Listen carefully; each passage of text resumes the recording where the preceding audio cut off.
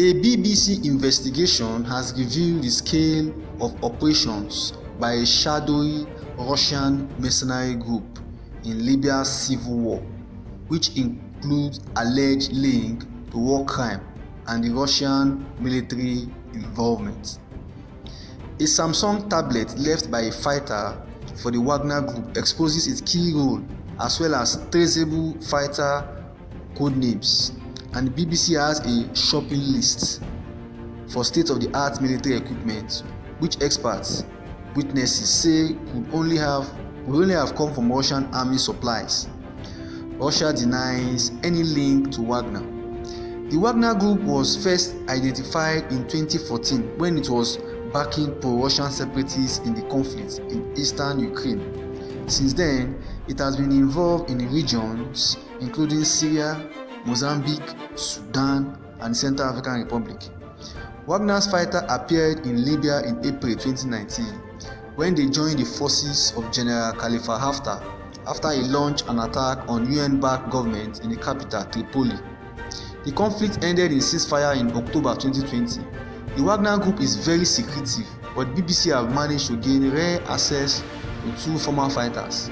They revealed claims on what type of person was joining Wagner and its lack of any code of conduct.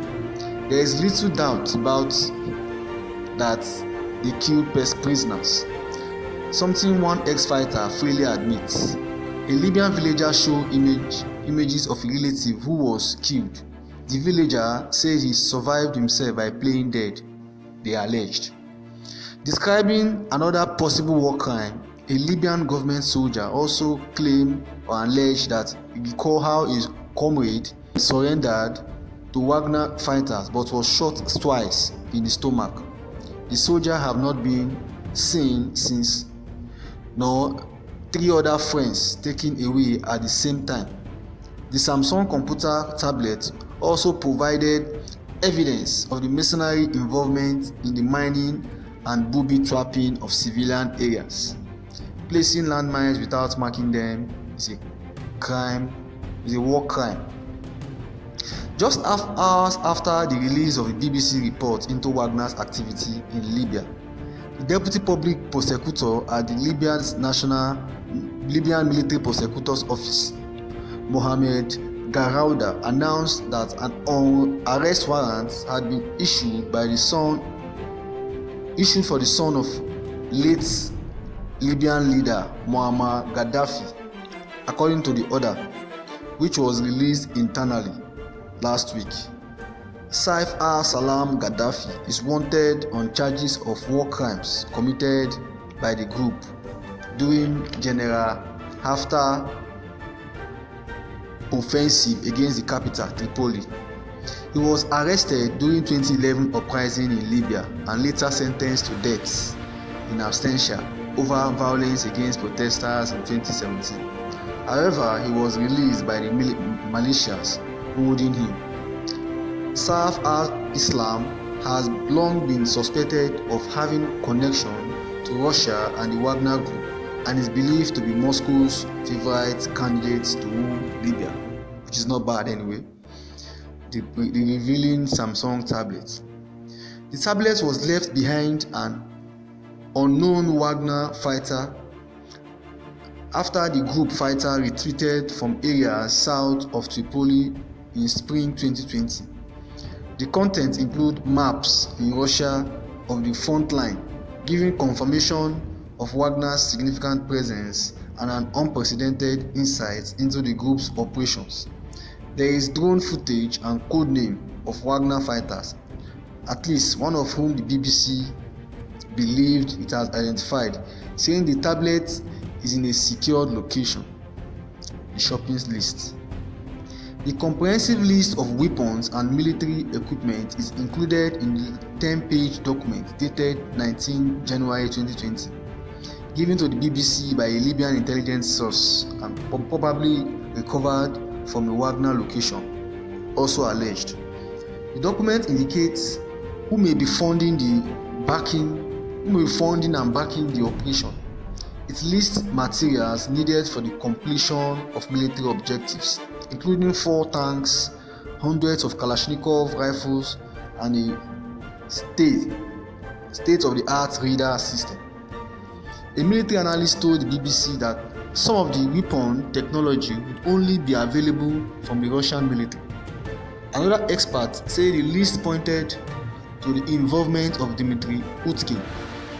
Dmitry Utkin is the ex-Russian military intelligence man, believed to have founded Wagner and given it its name, in quotes, his own former call sign. And a visual breakdown of the shopping list and another document, experts say that the word Evropolis and General Director suggests the involvement of Yevgeny Prigozhin, a rich businessman close to the President Vladimir Putin of Russia. The US Treasury sanctioned Evropolis in 2018, calling it a Russian company contracted to protect Syrian oil fields that were owned or controlled by Mr. Prigozhin.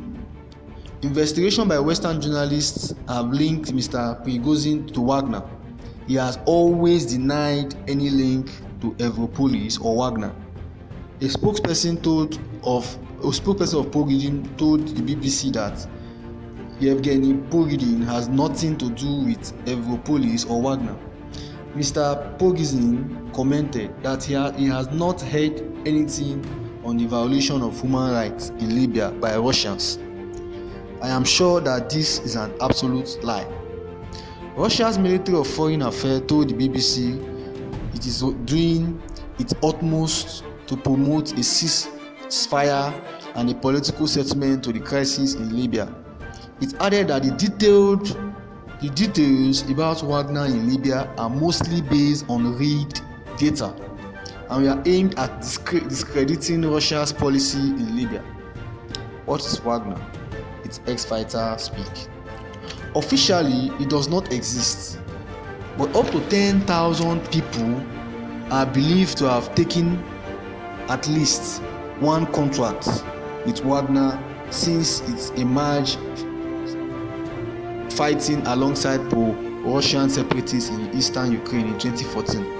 About 1,000 Wagner men are estimated to have fought with General Khalifa Haftar in Libya from 2019 to 2020. The BBC in Russia asked one of the ex-fighters to describe Wagner. He replied, "It is a structure aimed at promoting the interests of the states beyond our country's border. As for fighters," he said, "they were either professionals of war, people looking for a job, or romantic looking to serve their country, Russia." The other ex-fighters told the BBC that there were no clear rules of conduct. If a captured prisoner had no knowledge to pass on or could not work as a slave, then the result is obvious. Andrei Chuprigin, an expert working with the Russian International Council, said the stance on the Russian government was, "Let them join this thing and we will see what the result is. If it works out well, we can use it to our advantage. If it turns out bad, then we had nothing to do with it." But on the other way around, whether they like it or not, the Russians are also involved in Libya. It is part and parcel of a private military contractor to work and secure their own interests, just like the American Blackwater. There is nothing really bad for Russians fighting in Libya, but the only question there is what crimes that has been alleged they have been involved in, of which is yet to be automatically confirmed anyway.